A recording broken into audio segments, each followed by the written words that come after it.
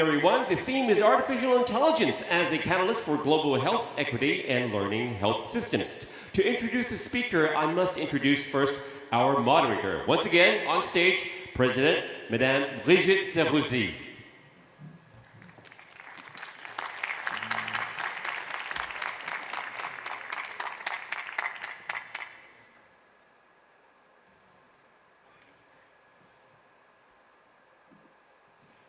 Yeah, so we are very lucky because the keynote for this opening session is going to be James Cimino. Thank you, Jim. So James Cimino is a board-certified practicing internist with a long career in academic biomedical informatics. He is currently a distinguished professor and chair of the Department of Biomedical Informatics and Data Science at the University of Alabama, Birmingham, Herzig School of Medicine. Among other past professional roles, he has been a professor of biomedical informatics and medicine at Columbia University and chief of the Laboratory for Informatics Development at the NIH Clinical Center and National Library of Medicine. Research areas have included desiderata for control terminologies, clinical decision support, studying the information needs of clinicians and patients, and clinical research informatics. Please, James, the floor is yours.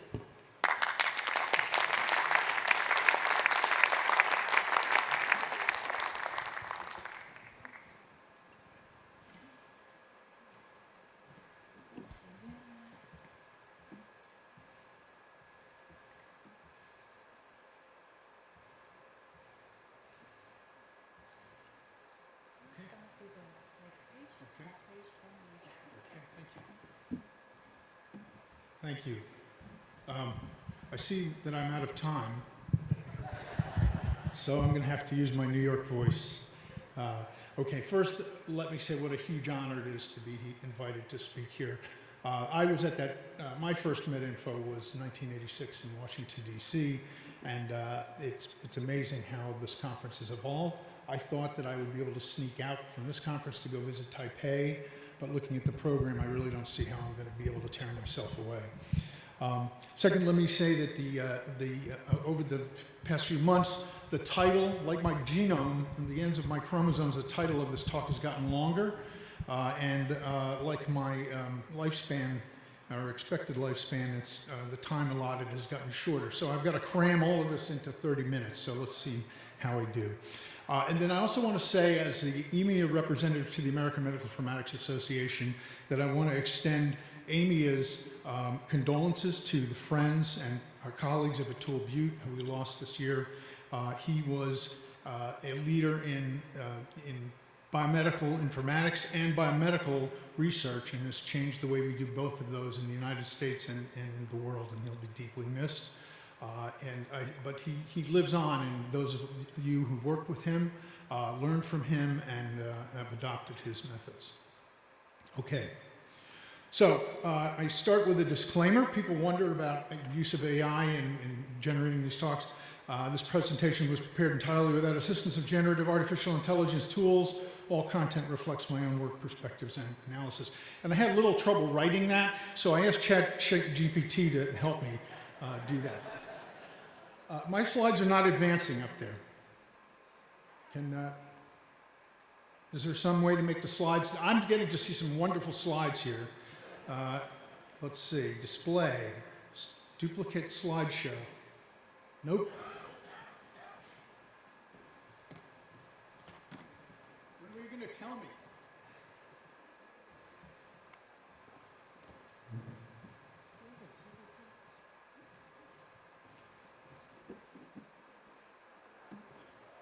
Okay, is it working? All right, well, I'm going to back up because, so you didn't see this slide, right? You did not see that, right? So that's Atul Butte and some of us at AMIA in New Orleans a couple of years ago. All right, so moving on, there's my disclaimer and the prompt to ChatGPT that got me that disclaimer. All right, so let's get into the actual talk. So there's a lot to unpack here, so going quickly, I'm going to talk about artificial intelligence then and now and how it's changed, what does it mean. a little bit about health equity and where it's missing. I'm going to talk about traditional learning health systems, if we have traditions by now, and where they're going, and then we can talk about opportunities and challenges.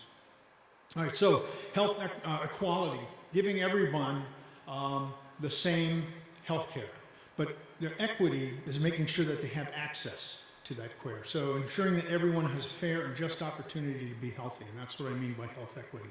And as we know, there's a lot of disparities in access to health care. Okay, so just to look at some of the disparities globally and how they relate to informatics. So this is a graph showing access to high quality healthcare. The darker colors, like Australia, Canada, Northern and Western Europe, have the highest access. US, Taiwan, hard to see there, but Taiwan and others are lower down, and Africa, of course, near the bottom of access to care. Now, if we look at access to electronic health record systems and informatics, we can see from a different paper how those map, and bring that over then and overlay that on there, and you see, of course, a correlation between the ability to have electronic health records and also access to high quality care. Now, let's talk about AI. This is a map of AI data centers around the world, these late developments, and they also, of course, are going to map to certain countries, and those are going to be the same, more affluent countries. And so hold that thought in your mind. All right, now, artificial intelligence used in healthcare has been around at least since 1959, when Ledley and Lustig published their paper in Science. And Chuck Friedman published a paper that had this little diagram, a handy diagram, that talks about how when we add humans and computers, we get something better than the humans. But that idea has been going on for decades as we try to use artificial intelligence or computers in some way to improve things in healthcare, especially medical diagnosis. Okay, so the way old artificial intelligence worked, typically you created a knowledge base somehow, and you did it deliberately for a particular purpose. It might be manual, you might use experts and build, for instance, disease profiles. You might use a machine learning technique using specific data sets like clinical case records to try to produce some kind of knowledge that could then be applied to a particular problem. You would then develop a program that could make use of that knowledge, for instance, for medical diagnosis. It was expensive to maintain those systems, and the knowledge was usually not reusable for other tasks. So they did okay for what they did, but then when you tried to use them for something else, they wouldn't help you. So they wouldn't diagnose, for instance, what was wrong with your car. They were only for humans. Okay, so there were a bunch of systems that emerged in the 80s. One of them was D-Explain that I worked on with Octo Barnett, my fellow country doc from Alabama, and others. And the idea was to simply take these databases or knowledge bases of medical descriptions of diagnoses and match them to patient symptoms. So just to give you a flavor for what that looked like, we used bit strings that mapped the diagnoses to the symptoms. So a disease profile like myocardial infarction, a bunch of ones and zeros that would map to symptoms. And the symptom profile for like chest pain, for instance, would have zeros and ones that would map it to diagnoses.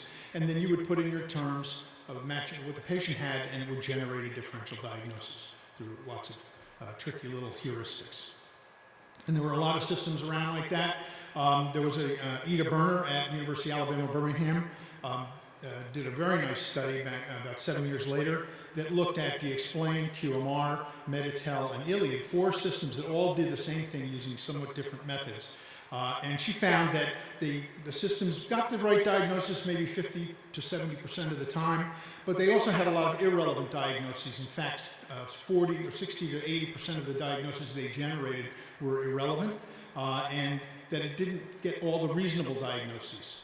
But it would sometimes suggest a couple new diagnoses that were relevant. So, overall, did okay. And when I was a recruiter to the University of Alabama, Birmingham, I didn't know anybody there except Ida Berner, who I'd become friends with, but I always remembered her as the person that gave me a C+ on my diagnostic decision support system. All right, so what's AI today? So we hear about this generative AI, large language models. I bet most of you know more about this than I do. But you take your training data, whatever that is, you use some sort of machine learning method, say deep learning method, and generate what we call a large language model. And then there's generative AI that produces the output from that. And I won't go into all the details of that, But you get it started, you make that generative AI work with some kind of a prompt, like give me a disclaimer I can use on my talk to say that I didn't use AI for my talk. By the way, ChatGPT had no problem doing that. It didn't block, it didn't say, are you sure you want to do this? It just did it without a problem. And then there are other techniques you can do, fine-tuning, prompt engineering, and other methods to try to improve that output for particular purposes. So you start with this deep learning method that's basically looking for to predict the next word or token in a stream of text or other data. It starts off supervised, but then it becomes unsupervised or self-supervised. And what's interesting though is that the knowledge that it generates can be applied to many tasks. So you put all the internet in there, you train it to do medical diagnosis, and then say, hey, my car's making this funny noise, what do you think it is? And it won't say myocardial infarction, it'll say, oh, it's your carburetor. It'll figure out things that make sense.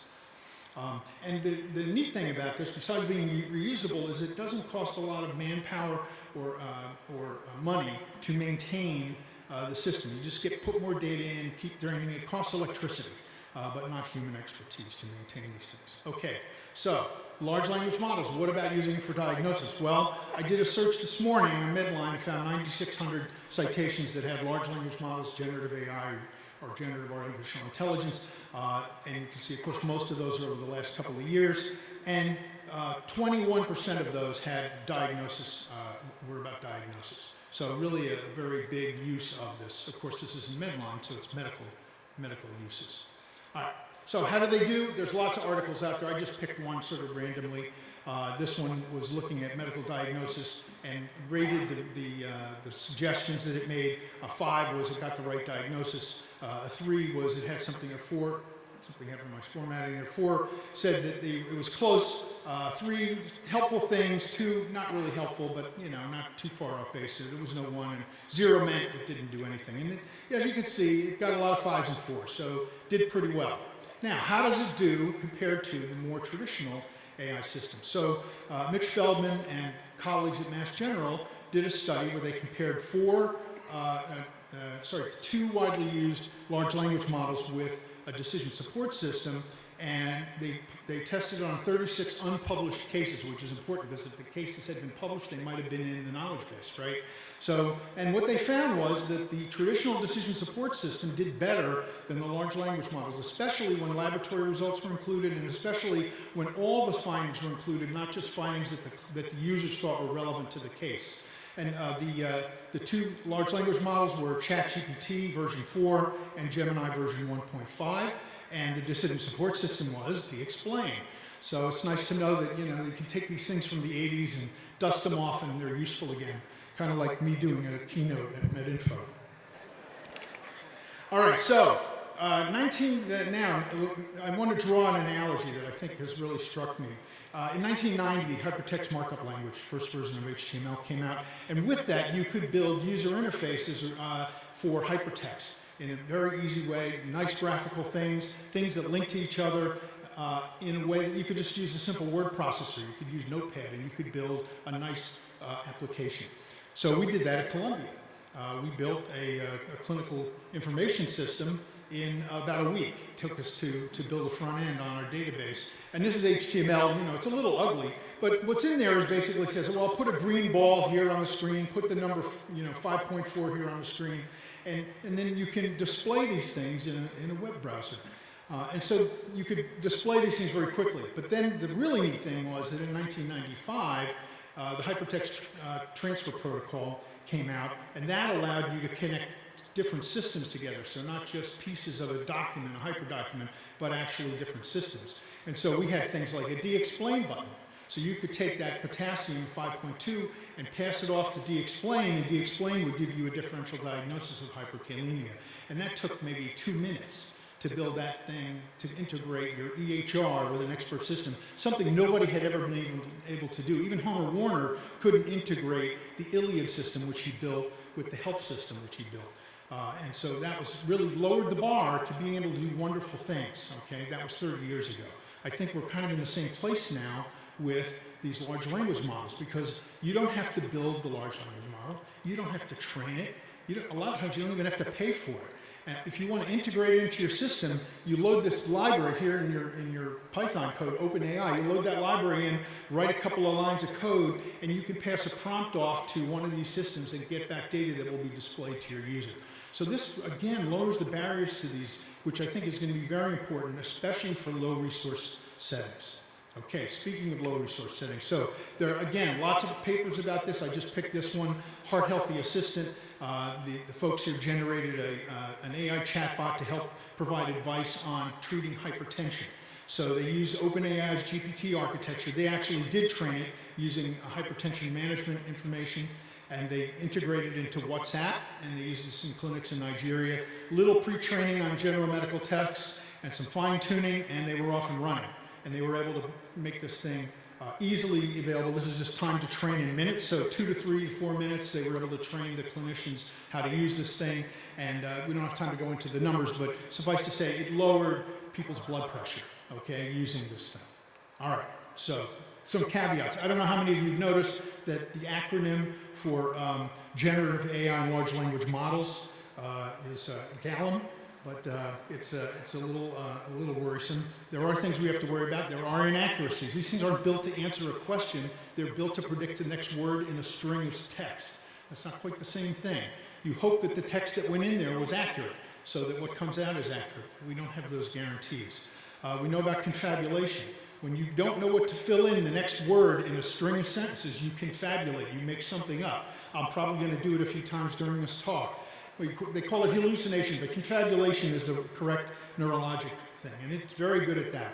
And then there's training bias, right? So we train this stuff with one set of data, and then we go to apply it in another place. And that's going to be particularly relevant when we're training it in a high-resource setting, right? Like in the US, Canada, Western Europe, and then we apply it to places that are different, whether they're low-resource or whatever, but they're different.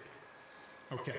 So now, learning health system, which sort of the main topic of this talk, the idea that you have this electronic health record full of data, it's collecting data, decisions are being made, those are having an impact, more data is being generated. If we take those data out and we give them to researchers, they treat it as real-world evidence, and then they produce knowledge from that, which we can then put back into the system and hopefully improve the care of the patients, generating better data and this nice cycle.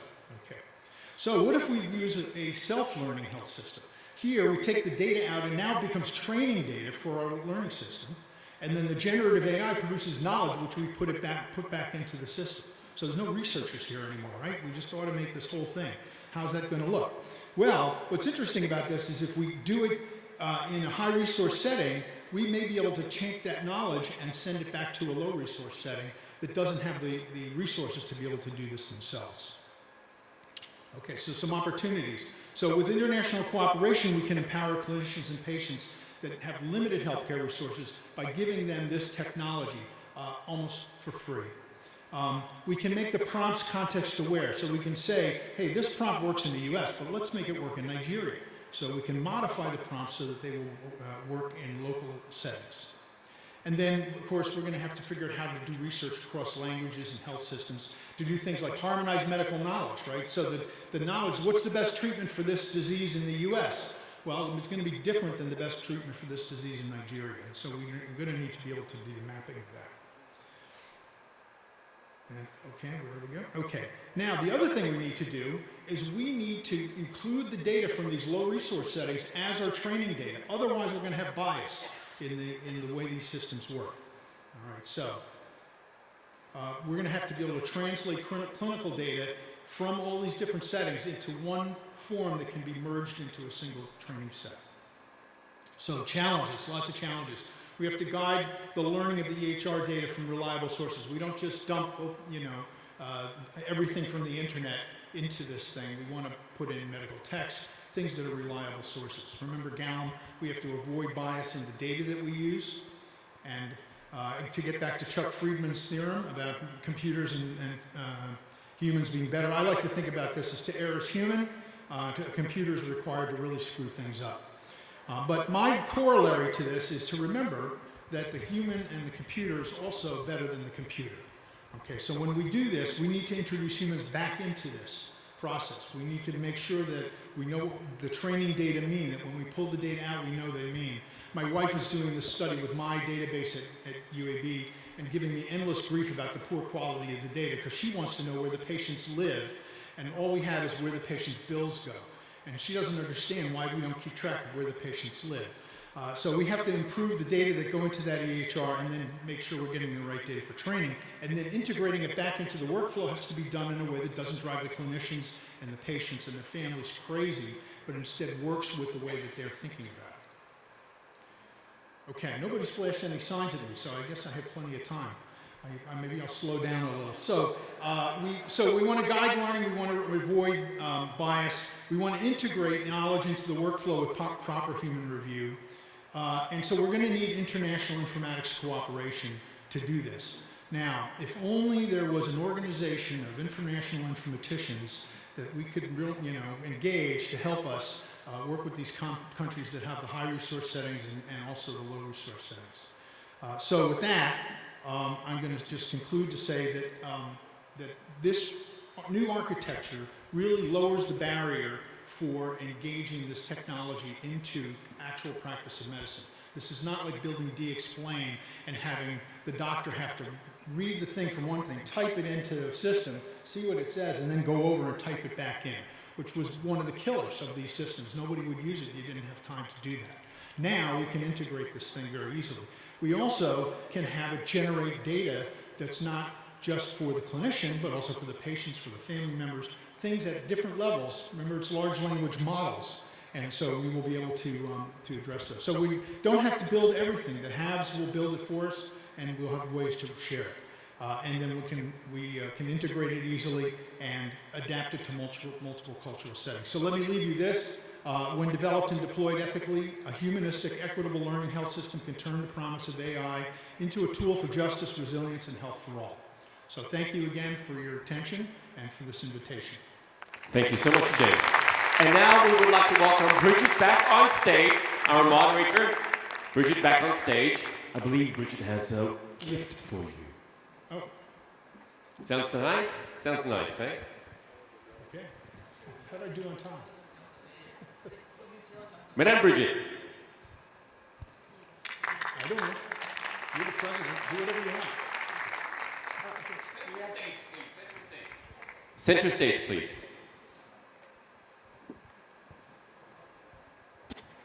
Thank you for the wonderful presentation, James.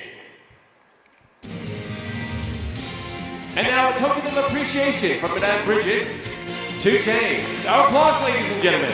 Wonderful presentation, James.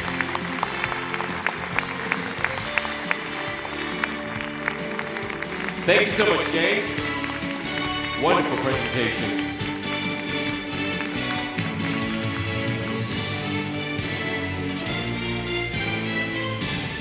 All right, ladies and gentlemen, and now for the finale part of our ceremony today, we have prepared a show for you. They're a dance troupe of very wonderful children. They have Down syndrome, but they overcame it, and now they're a dance performance. They've performed all over the world. Ladies and gentlemen, please welcome the Lillian Dance Troupe with our applause. 掌声欢迎。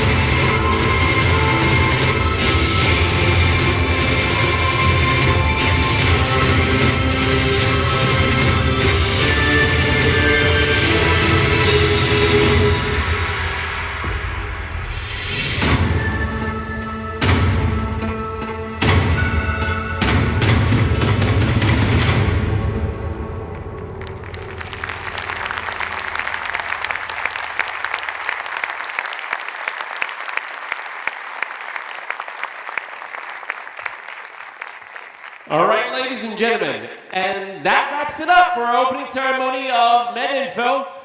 Don't let me stand between you and your dinner. Wonderful dinner, a mixture of Taiwan local cuisine and Western food. Where is dinner? Now, this is level 2.5.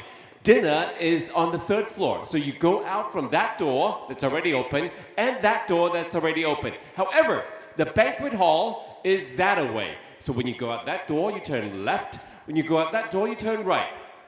Thank you, ladies and gentlemen. Enjoy your dinner. We welcome you with local Taiwanese cuisine. Thank you. Enjoy, enjoy. Bon appetit. Bon appetit. Bon appetit.